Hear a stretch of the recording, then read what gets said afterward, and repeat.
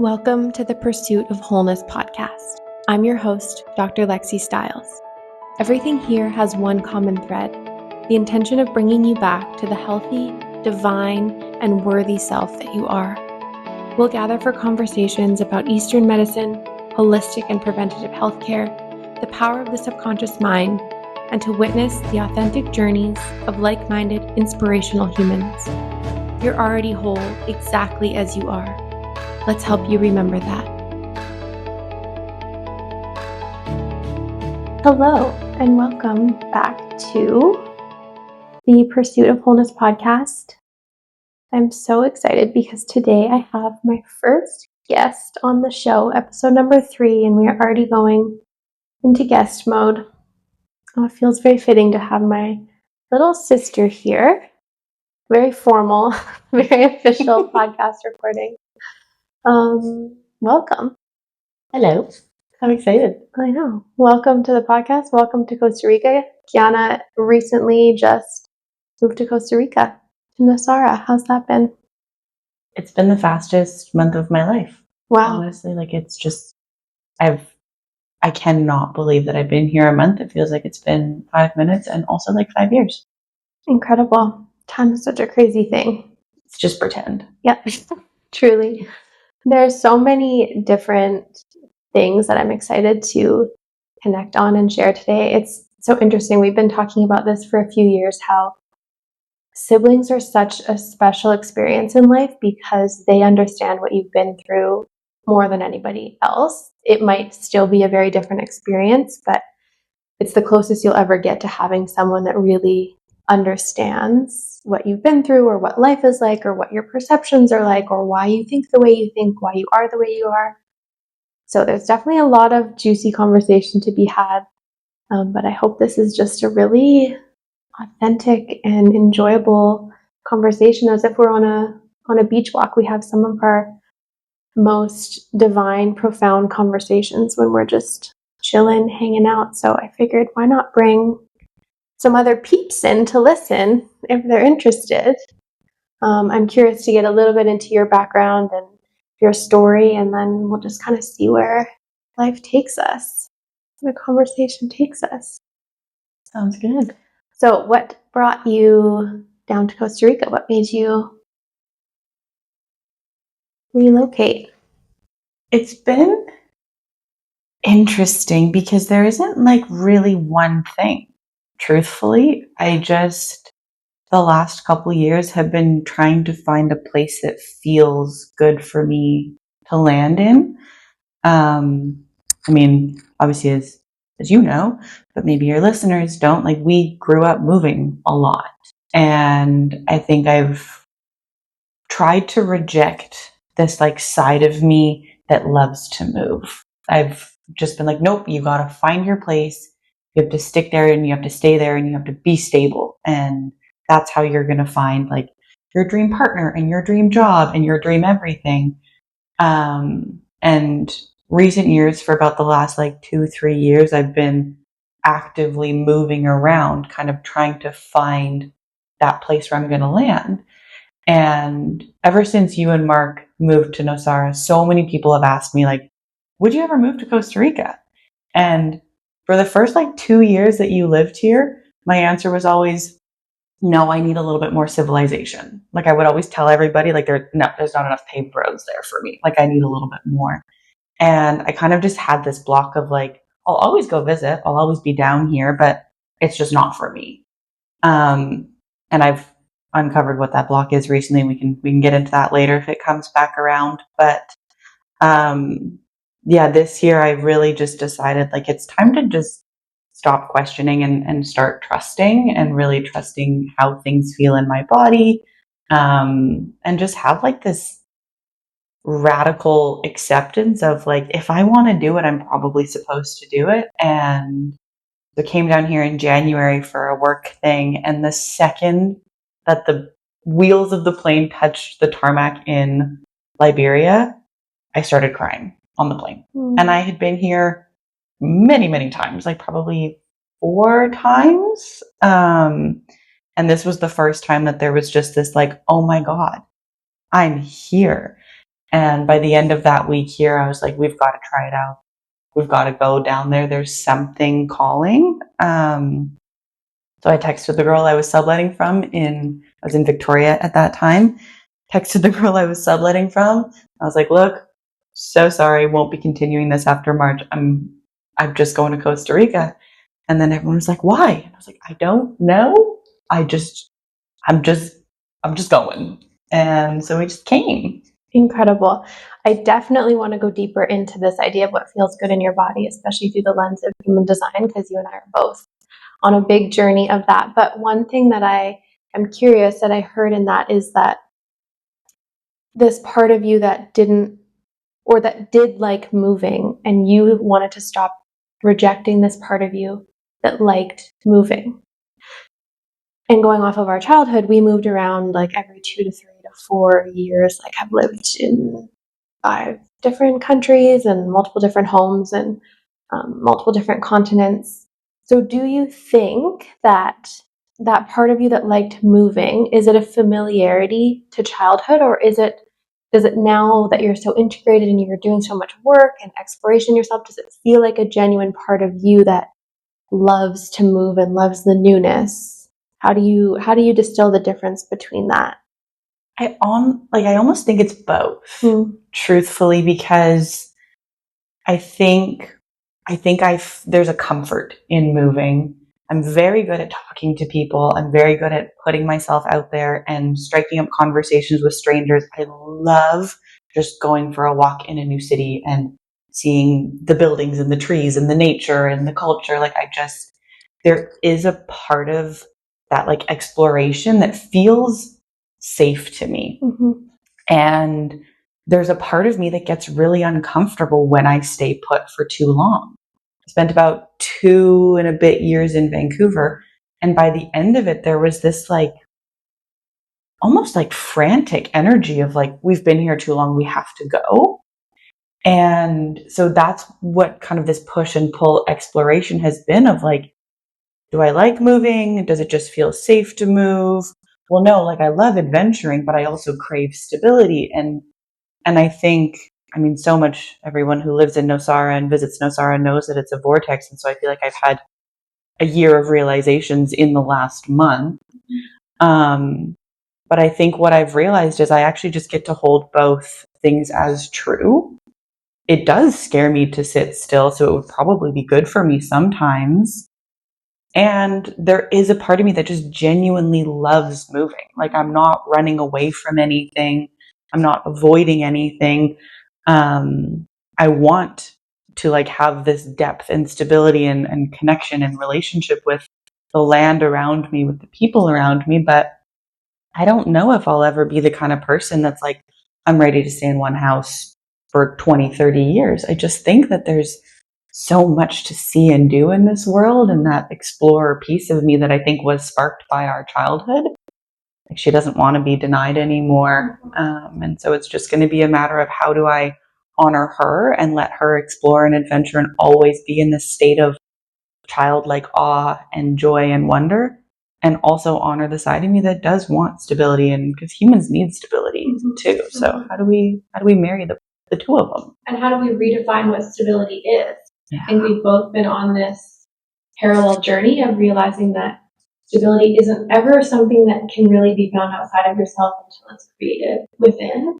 And it's interesting, we both had like a similar karmic learning in this lifetime or something where the rug was pulled out from under us so many times over and over and over to really reinforce like, you're not going to find what you're looking for outside. That Taurus within me that just wants to like stay put and put roots down, that has to happen in the internal plane, in the mental and the emotional, and maybe the physical too. But it's really redefining like, can I be stable as me? Can I be my home even if I'm translocating myself all around the world? Yeah, I think that's such a big piece of it is you can go anywhere, and it's such a cliche, but everyone's like, no matter where you go, there you are. But it's a cliche because it's true. Like, tried out all these different cities recently, and every single time I've kind of run up against the same things at some point in time because I'm still there and I still haven't like worked through everything. And yeah, how do you find your own center and trust that wherever you end up, that center will still exist. I do think there's something to be said for the geographical or physical environment around you. I think different environments can facilitate different things, but the environment is never going to make or break it. You're going to make or break. Like, since coming to Nosara, I'm having the best time and I love it here, and it's lighting my soul up like there's no tomorrow. And when I think about how long do I want to be here for, I'm like, well, I'll be here till I don't want to be here anymore. There's no pressure. There's no stress, which I think the environment is great at creating and facilitating that type of like very free, no pressure energy. And at the same time, I've also come to know in myself, doesn't really matter where I am, because like I'm going to be good no matter what. I just don't want to be somewhere cold. Such a gift to exist in that space. I'm just so proud of you and so happy for you. Well, thank you. It's funny, when I first moved to Nosara, it was like 3.5 years ago, and I had definitely been in the kind of like self-discovery awakening state for a while, but it felt like Nosara was going to be, and this move to Costa Rica was going to be this thing that fixed everything that was still wrong. And it was like the hardest month of my life. Not hardest month of my life. There's been some very hard months. It was a difficult month landing here and realizing exactly what you said, like, oh, wherever I am, there I am. Like, it's the climate and the environment softened some things, but here I still was with all of these things that were unhealed, or perspectives that weren't serving, or habits and patterns and all of these things that were such a deep disservice to myself. And just moving across the world didn't necessarily change that. But then when you have the combination of moving to an environment that really agrees with your constitution, maybe if you're into astrocartography or human design, if you have an environment that really is conducive to that, and you're willing to look at what's under the hood, it's like, that's where the real money is. And it sounds like that's kind of where you've landed. Yeah, that is really what it feels like. And I think there's so much to be inspired by here when you're kind of removed from so much distraction. And like, don't get me wrong, I still get caught up sometimes scrolling way too much on Instagram, or watching too many shows, or reading silly little fantasy novels when I should be going outside and touching grass. But I think like it's just so easy to be enthralled. I mean, we live a 3-minute walk apart right now. And as I was walking over here, there was butterflies literally dancing around me on the road. The sun was shining. I was sweating, obviously. And it was just like, I just stood in the center of the road for a second and I was like, how is this just a random Saturday? Like, I think when you just let yourself be enthralled, it makes it so much easier to then go in and do the hard work. So like, lean into like those small little joys, because then when you need to go into the heavier shit that you have to deal with, it's a little bit easier. It's a little bit softer because you feel so safe in the physical container that you're in. Yeah, and it's not an easy default to look for magic, I don't think. I think as kids, we're actually kind of swayed away from seeing the magic in things. And especially you, like, you grew up we both were very sensitive, very intuitive. You especially were very creative and kind of living in other realities a lot of the time. And it was very much pushed out of you just because of the societal norm, like no fault of anyone. But you are someone that I think innately, naturally is magic and sees magic in things. And so for that to be able to return now must feel so good. I feel like a little kid every day. Aww. Like every single day. Last night, I don't know. This is funny to say. I don't know what's been going on with me this week, but for some reason, there's been this little voice in my head that wants to feel like I'm having a slumber party every night. I've been sleeping on my couch for no reason other than it kind of feels like I'm having a little slumber party by myself in my studio apartment where my couch is beside my bed. But I'm like, ooh, I'm a big kid, but I can sleep on the couch because I want to. Like, there's been so many of these little moments this last month where I'm like, oh, no parents. Like, this is so fun. As if I haven't lived alone for the last 4 years. There's been no parents for the last 4 years, but something recently has just like the little girl in me, oh, she's having a great time. Well, you lived alone since you were like 19 years old. It's almost like a decade of living. Well, I had roommates, but yeah. But yeah, the idea of no parents, it goes back to your environment doesn't actually change anything, because we think we want this freedom of having no parents or no caregivers or no one there for accountability, but it's like we have become so accustomed to that we start to put those restrictions and conditions on ourselves. So it doesn't matter if you live in a place with no rules, because you're likely operating within this very strict, systemic way that we are actually our own worst. Exactly.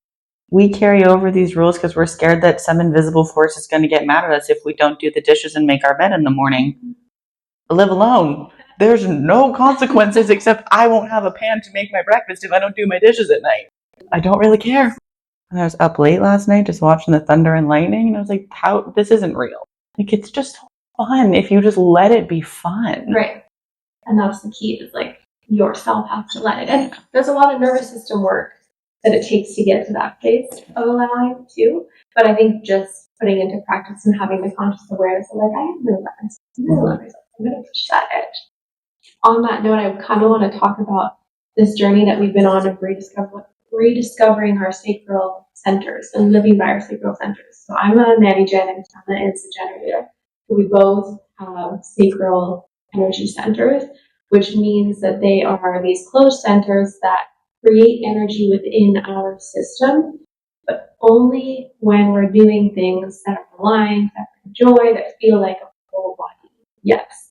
So it's been this interesting journey of unlearning all of these shoulds and have to and need to, and breaking everything down and coming back to the basics of like, what does my body say and how do I listen to my body, even when it doesn't make sense? What has that been like for you recently? It has been so challenging and also super confusing. I think I've lived a very like logical, structured life for a while. I guess not for a while, not for the last couple of years as much, but from the formative years, for the university years, for all of those sorts of years, I was following the plan. I was following the path, and I was living very logically brained because I have a very logical mind. And so I was always doing the things that I should. And I was oftentimes not stoked on it. And it's kind of difficult to start to understand the body's signals and understand what the body actually wants you to do. Like, I think that there's a really big narrative out there right now of like, just listen to your body has all the answers. And I 100% agree with that. I know without a fraction of a doubt that your body, your soul, your essence knows exactly what to do. You just have to listen. But I don't think people touch on just how difficult that can be. Because if you've been ignoring those signals for years and years, they're just going to get quieter and quieter because your body's going to adapt and it's going to say, well, I keep getting ignored. Like, why am I telling you anyways? And then eventually you're going to hit a tipping point and it's probably all just going to kind of combust if you're just on the wrong path for so long. But taking like intentional time to be like, okay, what do I actually want to do? And what do my yeses and nos feel like? Is there a physical sensation? Do I get like a word in my brain? Do I get some sort of like color, or is it just like an intuition? Like you don't know until you know, unfortunately. And I think it's helped me to really just play with it. And I'm sure that I've gotten things wrong, but I don't care because I'm trying. But again, like the last few days, it's just been so silly because I'm like, do I want this thing? And my body says yes. And I'm like, that makes no logical sense. But the body's saying yes, so we're going to do it. And everything seems a little bit easier when you play in that way. I think it's in part because, one, I'm trying to honor myself. I'm trying to listen to what I really need, which always leads to not an easy life, but an easeful life. But two, I'm also letting myself get things wrong. giving myself permission to not need to understand why, to not know what step that decision is going to turn into. Like, it just, whatever happens after I make the choice is none of my business. Mm-hmm. All I have to do is focus on making the choice in front of me and understanding how my body and my human design communicates to me. Mm-hmm. And if the body can only be in the present moment, so if the cue can only be in the present moment, then all that really happens is the present moment. Like, the body, there is so much wisdom beyond what we can comprehend, and I'm sure that cosmically or universally, our soul actually does know what's coming next, but it's not the mind's job to know that. The soul communicates to the body's in the present. So if we just listen to what's in the present, inevitably what comes next will be just good at what's in the present. But it is that unlearning of, like, the mind and this protective mechanism of I have to figure out, or I have to control, or I have to know what's coming next. It does take so much safety to settle back into, like, I'm just going to be with the body right here and dive into that unknown of, like, don't know what this is going to look like.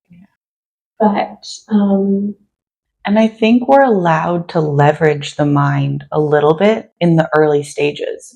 Like, when you're just learning these things, I've found for myself, it was really, really helpful to kind of actually sit down with the two options and map them out a little bit, because that's what my brain likes to do. And while that's not possible because we can't predict the future, it felt like a way to ease into it. Because I could look at these two things and be like, okay, well, even if this is just a hypothetical outcome, which one feels better? And then I could just go based off of that feeling. And then now I don't need to sit down and map things out. I just have to pose the question. But leveraging the brain in a very, like, fun, playful, curious way at the start can be really helpful. Like, we're not writing out every possible scenario and stressing ourselves out. We're like, ooh, if I go left, I'm going to go to the beach. If I go right, I'm going to go to the jungle. Which one feels like a little bit more exciting? And thinking about it slightly, then making your decision instead of just, like, standing there and being like, oh, body wants to go this way, so we go. Just giving yourself that. Yeah, starting where you are and knowing where you want to be, like, that's a big jump to get at. So how can you create, like, little steps? Exactly. That's where the safety comes in with the body. It's like, keep a little bit of familiarity. Okay, mind, we're not going to throw you out. We're just going to show you this, like, new way to leverage you that's actually going to be so much more useful and so much more fun. I think the story the other night, you went to the beach and you used your sacral the whole time, and then some like 3 really beautiful things came out of that. Can you share that story? Yeah. It was like two Fridays ago, maybe. Went to the beach, was just going to go for a walk, do a little bit of reading, watch sunset. And I, like, walked out to the beach and I was like, should we go right or should we go left? And my body was like, oh, we're going to go to the right. So we walked over to the right. I sat myself down. I read for a little bit, and then I was like, okay, I want to move. I want some steps. I want to stare at the ocean for a little bit. And it's funny, I'm single and I'm seeking partnership, would love to be in a relationship. And as I got up to walk, this very handsome man walked past me and he went to the right. And I was like, oh, are we going right or left right now? And my body was like, we're going left. And I was like, no, there's a hot guy that just went to the right. Like, I kind of want to go to the right, but I was like, nope, we got to trust it. We have to listen. And so I walked to the left and I was walking down the beach and I ended up running into this girl that I had met like 4 months ago and been kind of like on and off messaging on Instagram as I'm trying to make friends down here. We ended up like standing and chit-chatting for 5-10 minutes. She invited me to go to this like drumming circle, this ecstatic dance thing. Like, it was just like, oh, I was actually just supposed to walk this way to meet a friend, because right now, like, I'm trying to build community and create connection with people.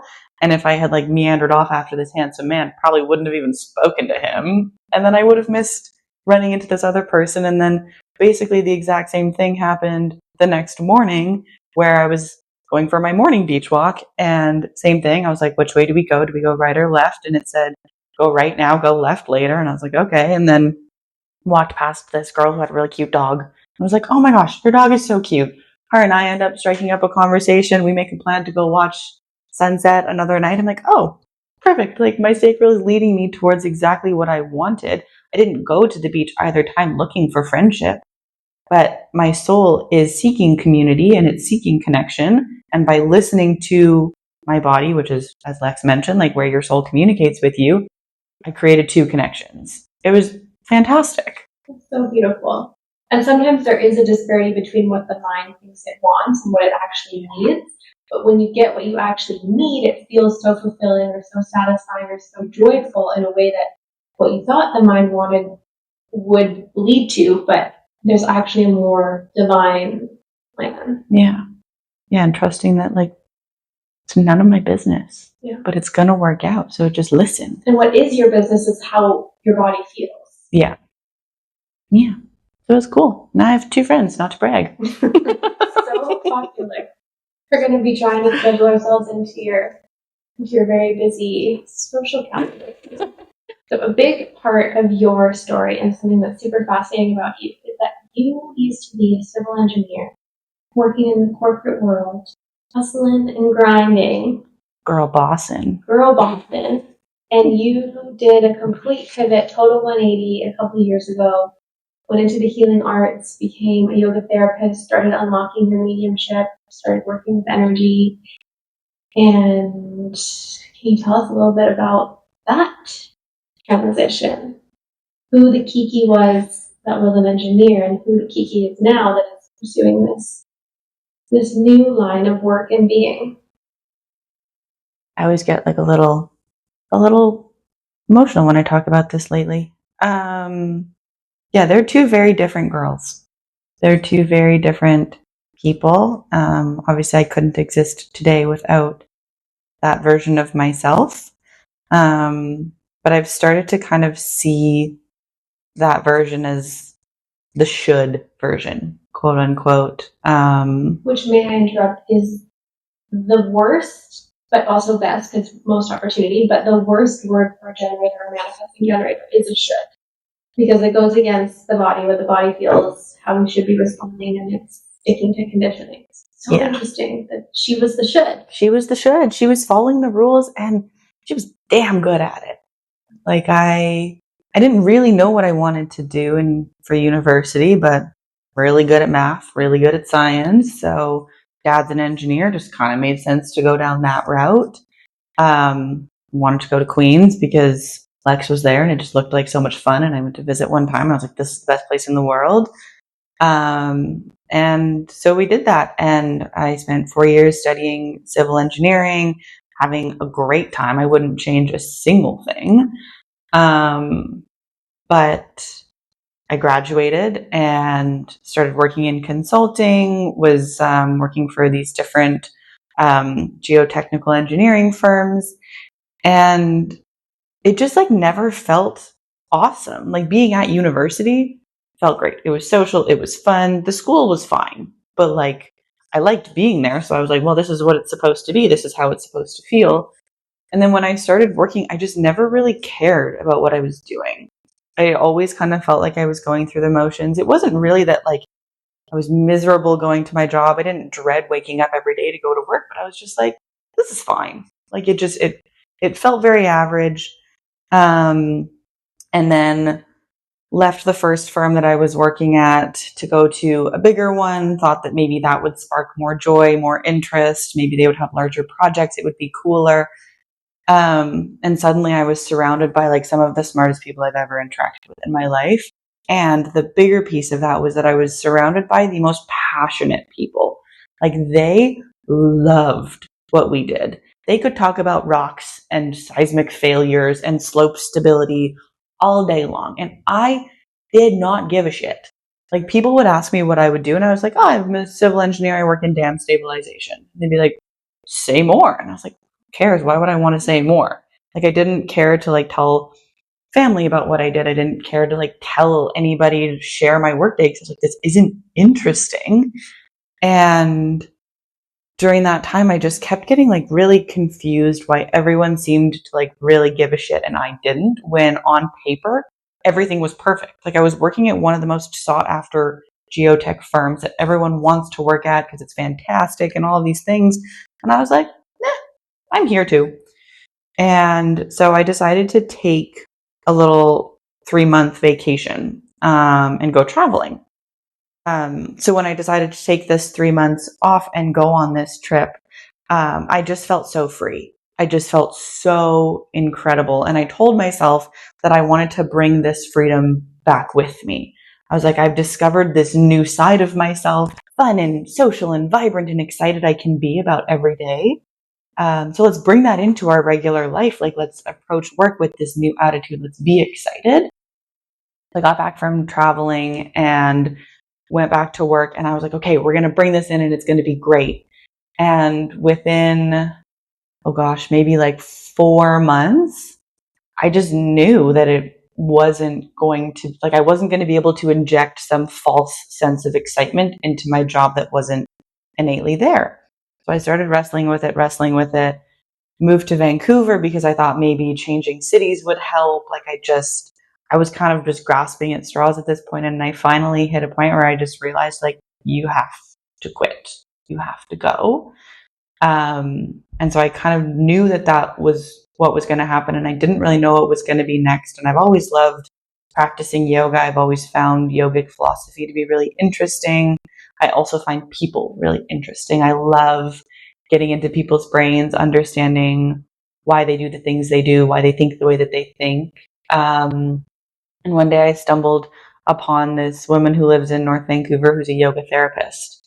And I read the word yoga therapist, and it felt like a lightning strike went through my entire body. And I immediately started crying. And I was sitting at my desk in the middle of my workday, crying for unknown reasons to myself.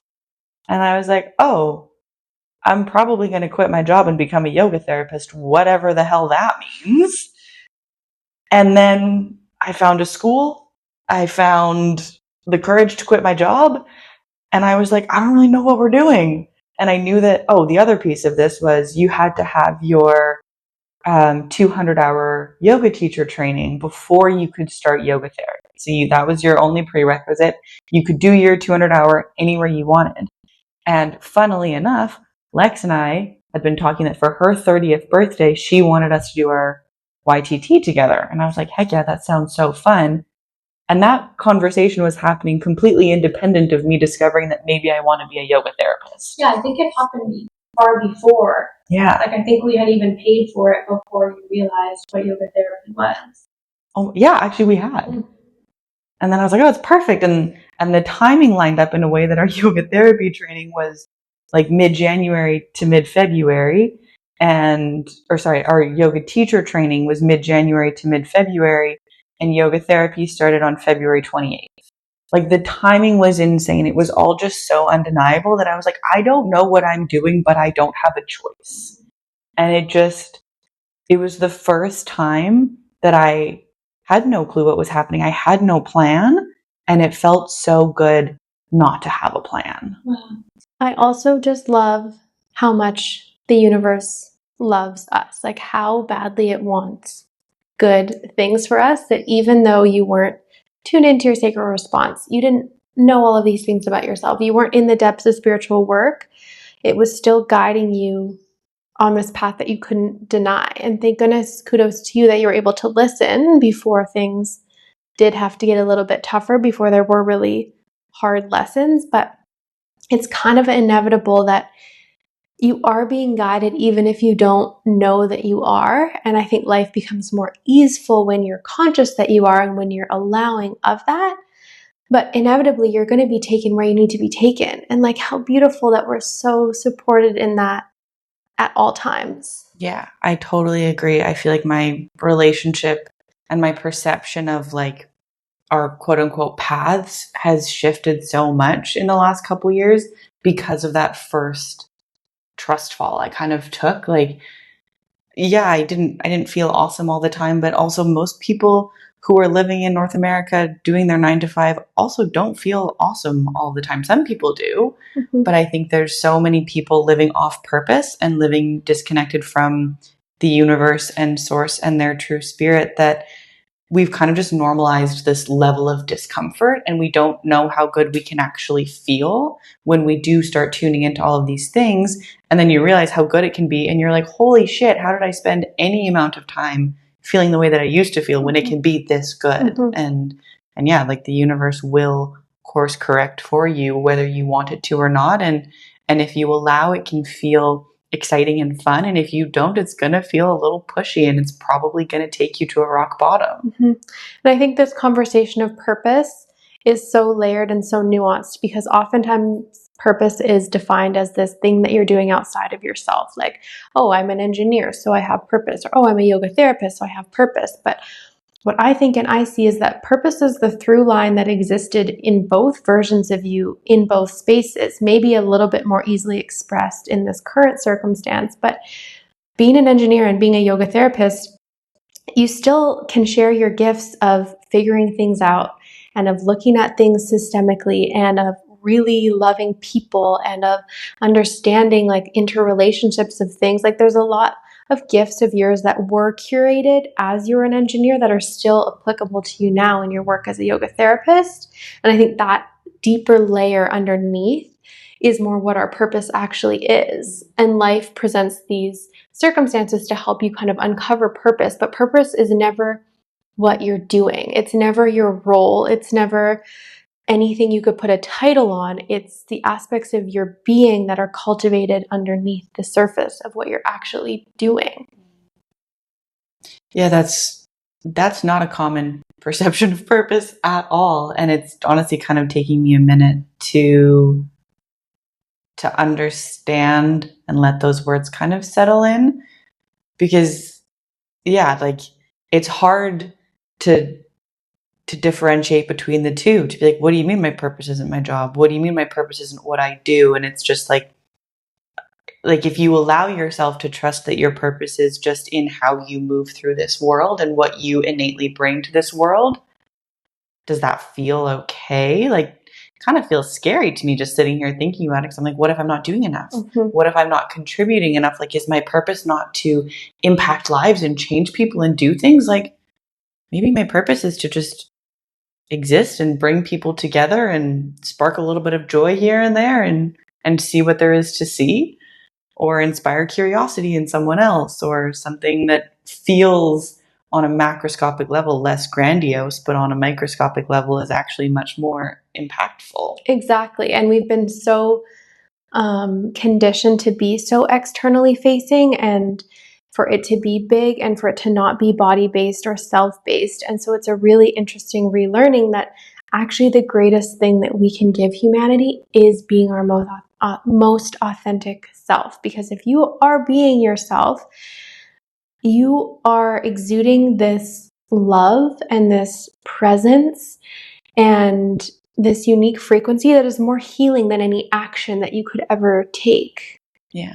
Like being in the presence of somebody that is integrated in themselves, it just feels like the most soothing. It's like a big hug and also a warm cup of cacao and your favorite meal and a pretty sunset all wrapped into one. Like it is so, to be in the presence of that kind of resonance is so beautiful. But it is tricky to let go of the like, well, then I don't have these metrics of performance, or I can't state that I did these things in the external world and I moved these needles like this. Like it's a much more subtle form of being and of providing even, but so much more powerful. I was actually thinking about this the other day, because I was realizing like it's been 2 and a bit years since I left engineering, since I quit this job and decided to study yoga therapy.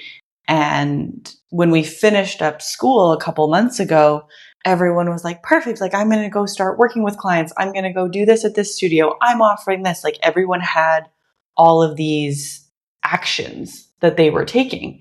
And they were asking me what I was doing. And I said, I'm moving to Costa Rica. And they said, oh, are you going to start a yoga therapy business down there? And I said, maybe. I don't know. And I still don't know. But I was like, okay, what do I have to show for this like huge life-changing thing that I did? And like on paper, if we're talking metrics, not a ton. I don't have a business. I don't have a social media following. I don't have clients. Like I'm not even teaching right now. But my life, and I'm going to get a little emotional, has never felt better. I've never felt happier. I've never laughed as easily. I still have things that I'm working on, but I've just never felt so free. And I just don't care about the metrics at all. Well, these are still metrics. They're just the metrics that actually matter. They're not the ones that the world tells us matter, but they're the ones that they're the purpose of being here. And it's so continuously reflected from our family and from your friends that you have evolved so much in the last couple of years and just become this present, generous, loving, patient, really beautiful energy to be around. And I mean, that is pales in comparison to a big paycheck or a big social media following, because those things that we think we want, the big following or the big paycheck or the big business, we want those things because we think it'll bring us this level of freedom or fulfillment. But you beat the system because you've gotten that level of freedom and fulfillment without needing the thing. So now the universe is like just going to serve you up this buffet of like, here, have whatever you need and whatever you want because you've reached that level of freedom. And so interesting that this podcast is called The Pursuit of Wholeness, and you have truly reached this level of wholeness within yourself that you probably at some points didn't even perceive as possible, didn't even think this was a reality or a way of feeling that could be for you. Yeah, this was never the goal. This was never, well, I guess this was always the goal, but this was never the conscious goal. I never was like, yeah, I just want to move through life feeling like I'm walking on clouds. No, it was like, I want a certain amount of money. I want this. I want that relationship. I want accolades. I want letters behind my name. Like it was exactly what you said, the things that I thought would bring me this feeling, but I didn't know that this was the feeling that I was seeking. And now I'm here and I'm like, cool. Like I could stay here forever. But I know there's going to be more. I know that the generosity and the boundlessness of the universe is just going to keep bringing more. And I'm so excited to see what that more is.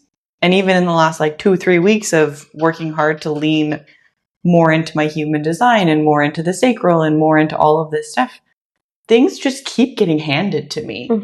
And not in a greedy way, not in an anything way, just like the insane synchronicities that are popping up, or something that I've always kind of thought that I wanted. Then I have a conversation with someone and they offer me that thing. And I'm like, oh, I've always wanted that experience. Absolutely, I'll come. And I think it's because, I've entered into this little dance with the universe, and I might not understand yet what wholeness really means to me. But I don't know if I ever really will, because it just feels really good right now. And I'm like, if this is wholeness, great. If it's something else, that's okay too. But it's going to be this, or it's going to be something better. And oh my God, if it's something better. I mean, this is wholeness right now. And that is like the beautiful thing about the pursuit of wholeness, is realizing that it can simultaneously be both. Like right now I can be whole and I can realize the boundless, infinite nature of the universe is to always move up and become different and evolve more. And I was going to say something about, goals. We've both kind of settled on this new understanding of having goals lately, which is very au contraire to the self-help world and even like the business world. But we both feel like setting these kind of tangible plans or goals outside of us has started to feel so inauthentic. Am I correct? Oh, I don't like it at all. Because living in presence, you develop this trust and this knowing that what is meant for you is actually like 1,000,000 times greater than what you could ever dream up. And it almost feels like a waste of energy to have this perceived lighthouse or thing that I'm working towards, because it's still kind of like the mind that comes up with that. And being in the mind is never the straight conduit to source. So being in the body and being in the present and realizing like, if I just live every moment checking in with myself and being super present, I will be guided to what is even greater than my wildest dreams. But I don't actually have to sit and like know what I want for things to come true, because you never knew you wanted this. Exactly. And you're living a dream life. And I could say the same for myself. Like, I don't have everything I have because I wished for it.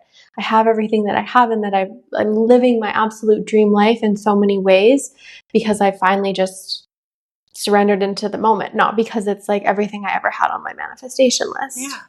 And I keep telling myself that I should I sit down and set these goals? Should I reframe things? Should I consider? And I'm like, no, I just have no desire to. And if I really, really don't want to do it, then it's a waste of my time and it's a waste of my energy, because then if I set these things, I'm probably going to try to hold myself to a standard because I don't like not accomplishing things that I said I would. But then I'm putting my energy towards something that actually doesn't mean anything to me. Right. And like, why would I do that? And I think a big piece is getting over, for myself, a big piece was just getting over the little bits of kind of self-consciousness or insecurity that came up when people ask me what the plan is, when people ask me what the goal is, and just realizing that, I mean, a lot of people say like no is a full sentence. I don't know is also a full sentence. Just being like, I don't know.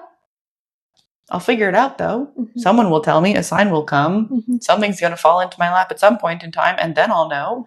But in this moment, I got some things that I know that I'd like, but I can't set a goal for them because it's none of my business how they're going to come. Right. And it also doesn't leave room for the dynamic nature of the human experience of like, things are evolving and changing so much. I mean, universally and cosmically, but also on the microcosmic level of the human, we are evolving and changing and shifting so much, especially in these formative years of the mid-20s and the mid-30s. Every 7 to 8 years in Chinese medicine, we become a completely different person with a completely different constitution. And so to set these like benchmarks for ourselves is almost doing a disservice to the dynamic nature and the evolutionary nature of what it is to be human and what it is to be consciousness. Yeah. Like, we can't pretend like we can put consciousness in a box and tell it to follow a stepwise function to get us somewhere. Like, the goals that I would have set 3 months ago while I was living in Victoria, wildly different than the goals that I would consider now. And if I had tried to chase those goals, I'd probably still be forcing myself to live in a city that I don't really want to live in, chasing something that I thought I wanted, but clearly don't really, because this is awesome. And I just think it's really important to shake off that idea that you have to have a 5-year plan, you have to have a 10-year plan, because 5 years isn't guaranteed. 10 years isn't guaranteed. Nothing is. And I don't mean to say that in like a doom and gloom, like, ooh, scary kind of way, but in like a just lean in now. Because you got right now. Exactly. There's this rhetoric of like, you're not going to get where you want to be if you don't know where you're going. And there is such an air of distrust there. It's like, if I'm not in control, if I'm not driving, then I won't end up where I want to be. And the cosmic joke is like, you're not driving ever. You can pretend and think that you're driving, but you're the passenger. Like, consciousness is the driver. You are the passenger. You maybe get to edit the GPS direction a little bit. You get to like say, no, I'd like this scenic route instead of that one, but we're not the drivers. No. We are the conduit of consciousness and light. And it's not to say that you don't have a direction. It's just that direction is no longer externally focused. It's internal. It's like the direction is, how can I become more myself every day? How can I become more authentic? How can I listen more to self? How can I connect more deeply inside? And if that's your goal, like, your life is going to bloom in the most beautiful, divine ways. Yeah, I was scrolling on Instagram the other night, and this audio clip over a reel popped up, and it was like, you know what? I'm really glad that my ducks aren't in a row, because they're out there having a great time right now, and your ducks are bored in a lineup. Yeah. And I was like, yes, my ducks, they're thriving. Do I know where they are? Nope. Here for the partying ducks. Yeah. Here for the ducks that wander around. But I am curious to know a little bit more about yoga therapy, because I don't think it's a very well-known thing. And for anybody listening that's curious, like, what is yoga therapy, but also what could it do for somebody? How is it going to help somebody? Yeah, so yoga therapy, it kind of takes like Eastern philosophy and then marries it a little bit with Western science. So it kind of takes like the therapeutic proof that Western science now has with resources like the body keeps the score, things along those lines, where now we know how like the energetic state and the anatomical state of the body are actually really interconnected. And then it brings in all of these like yogic philosophy and yogic traditions as a way to kind of, I don't want to say treat, but kind of treat different conditions, for lack of a better way to phrase it. And so we can work with the physical body in terms of just like straight structural rehabilitation of like the skeleton and the muscles and things along those lines. But we can also work on a deeper level with the energy bodies. And I think that's where the real power lies, in my opinion. And so we can work with like anxiety, depression, PTSD, really anything that someone has going on. And I think the really beautiful part of it that makes it super accessible to people is sometimes people get a little bit scared, for lack of a better word, of like how esoteric like Eastern traditions can feel when we're like, oh, I'm going to realign your chakras for you. Like that can be really intimidating to someone, but yoga therapy can bring in like hard proof because it does also factor in kind of those like scientific evidentiary pieces that can be really supportive for people. It's so funny when you try to, or we try to explain anything from the Eastern world. It's like, we just can't do it justice. And I mean, people ask me to explain Chinese medicine, which has a lot of overlap with a lot of the tradition behind yoga therapy. And it's like, what does it help? It's like, honestly, truly everything, because the way that they perceive the mind, the body, the spirit is so different from what we've been conditioned here, that it's truly like, once you start working with the mental body and the emotional body and the energetic body and the cosmic body, like you can address anything. There's nothing that it's beyond, because it is a space that is bigger than everything else that is. Yeah. And like, we're not healing, we're bringing back to balance. We're just like bringing everything back to homeostasis, and we get to play with a little bit of like the sciencey piece of it, which is really interesting to me. When people want a little bit more proof or evidence before they're able to kind of lean into just trusting the process and trusting the energy work. And so that's what's really, really drawn me into it, and just like seeing these practices in effect. And people come, like a lot of my friends will be like, I can't really sleep. And I'm like, perfect, let's go. Mm-hmm. And I don't prescribe them anything. I don't do anything. I'm like, how's like these small practices? Like incorporate these into your daily life and let me know what's going on. And like, they don't know that I was just working with their Vijnana Maya Kosha. Mm-hmm. That doesn't matter to them. Mm-hmm. They care about that I gave them something tangible, and now they're sleeping 8 hours a night. Mm-hmm. And so say I have a history of depression and anxiety and kind of leaving my body and feeling really uncomfortable and social anxiety. So I book a session with you. What would a session look like, or a treatment series? What would a treatment with you look like? I mean, the first thing we're going to do is we're going to sit and talk for probably a really long time, because I want to get a full understanding of how everything feels in your body, because anxiety is going to feel different in every single person's body. Typically, anxiety is like fluttery in the chest, in the mind. We like to think that you're more, you're less grounded in your lower 3 energy centers, in your lower 3 chakras, and you're a little bit more flighty. And so we'd probably want to do very slow movements, very soothing things, keep you close to the ground. This is an unpopular opinion, but I would never lean into meditation for the first couple of, maybe the first 2 sessions, because your mind probably isn't fully ready to slow all of the way down. So we would be doing a lot of very slow guided things that are going to be relaxing your subconscious, turning your parasympathetic nervous system off, and then just slowly bringing you down. And then when your body starts to feel safer, together we can actually start to understand, like, what is the anxiety saying to you? Because at first you're like, I'm anxious about work, I'm anxious about this, I can't sleep, blah, blah, blah, blah, blah. And it's like, there's actually something underlying all of that, but we need to quiet the noise first. And so, yeah, really soothing postures, maybe bringing in like extra blankets and cushions just to make you feel really nourished and really safe. And then I love to bring in conversation, because again, I like to get to the bottom of like what's going on with people. And I've found that sometimes when you get people into a really relaxed state, they're going to say things that they don't even know really what they're saying. And so that's always a part of what I like to do with people, even though like I'm not a formal psychotherapist and I know that. But I think just when people hear the things that they say out loud when they're in these relaxed states, they actually unlock the answers to their problems a lot quicker. Mm-hmm.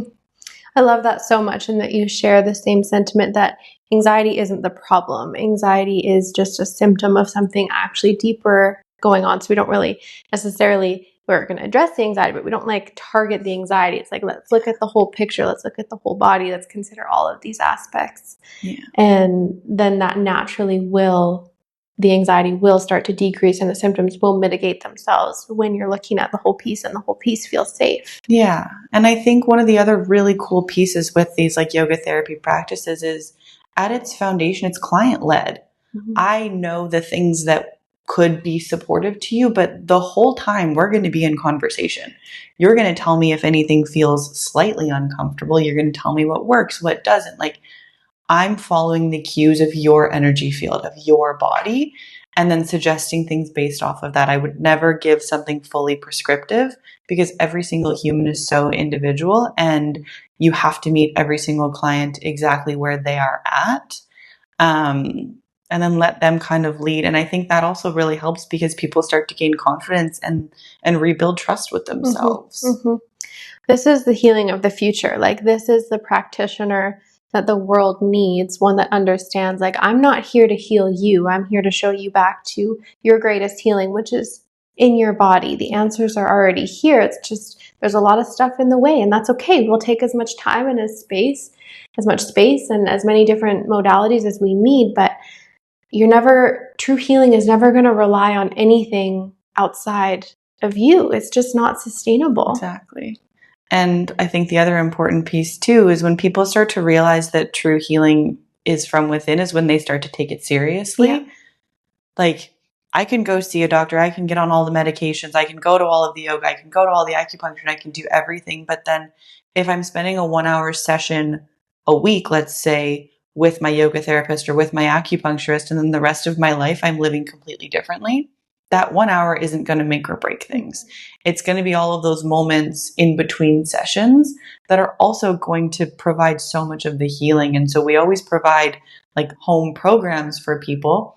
And I think they kind of get like pushed to the wayside when that's actually the most important piece, is learning how to incorporate these things into your daily life so that you do become a little bit more self-sufficient. And like in those moments where maybe anxiety really, really swells, you're not like panicking and reaching for the phone. You're like, okay, no, I can resource myself. Mm-hmm. I know how to do this. I feel safe in my body. I feel secure.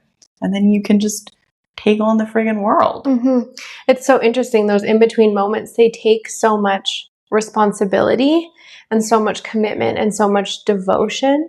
But if we can start re-educating that doesn't have to feel regimented or like a chore, like it can feel nourishing. And this, I think devotion is such a good word to it, in that you're not punishing yourself. You're not in a prison. You're actually doing these things to love yourself. And maybe that makes the responsibility a little bit easier, because I see the same thing. People are like, I'm coming every week and I'm showing up and I'm consistent with this. And I'm like, yeah, you're consistent with your 1 hour a week. And that is like what percentage? I don't know, you math genius. What percentage of your whole week or your whole life? Like less than like 5% of your whole life. And so true healing takes this level of responsibility that exists in the moments where nobody is watching. Mm-hmm. But these modalities like yoga therapy make those moments a little bit softer and a little bit easier and a little bit more approachable. Yeah, I hope so. And so do you work online with people as well? Yes. Yeah, you can do it virtual for sure.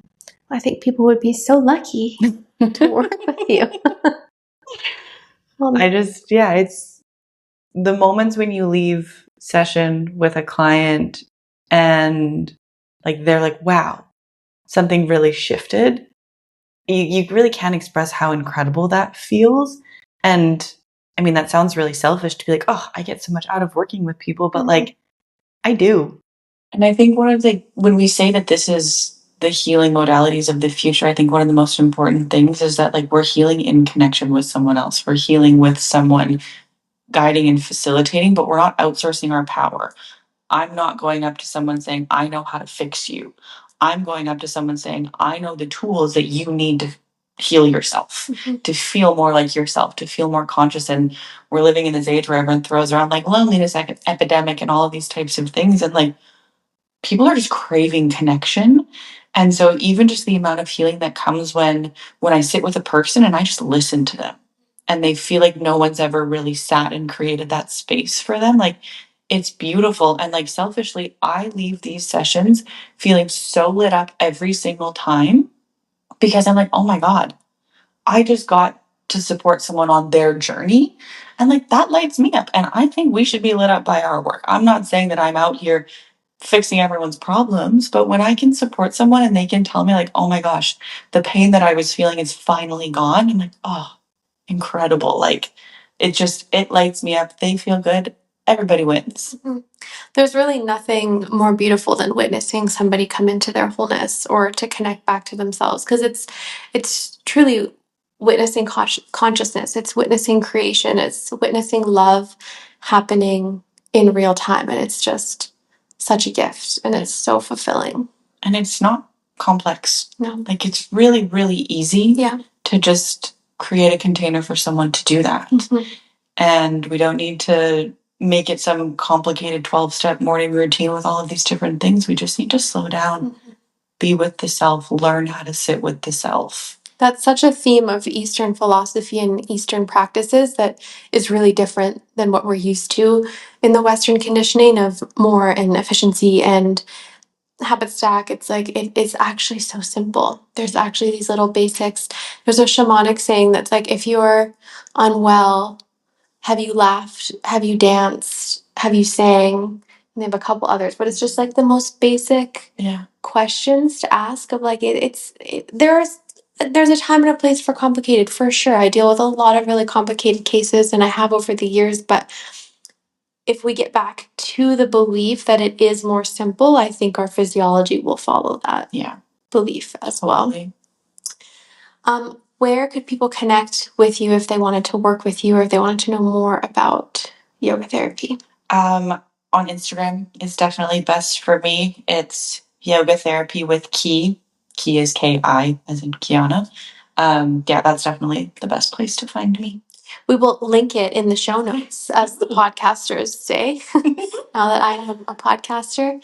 Okay, one final question. If you were giving somebody a map to wholeness, if you were giving someone a GPS on their pursuit of wholeness, what is something that the map would say, or what is a direction that the GPS would give? I think that you would look at the map and the first thing that would pop up would say, treat yourself with patience and compassion. Because I think without those two things, you're not going anywhere. I'm going to cry. That's so sweet. On your journey to wholeness, have patience, have compassion. Yeah, because it's going to take time, and it needs to take as much time as it's going to take, and be so soft with yourself. Yeah, don't rush the journey, because it's a never-ending journey. Like we have the rest of our lives to get there. So let's enjoy every little step of it and realize there's wholeness in this moment, and then there's going to be wholeness in the next moment too. Exactly. Well, thanks so much for hanging. Thank you. This is fun. Can't wait to do so more. Good. All right, let's go eat. This pregnant lady's hungry. Thank you for listening. We will talk to you next week.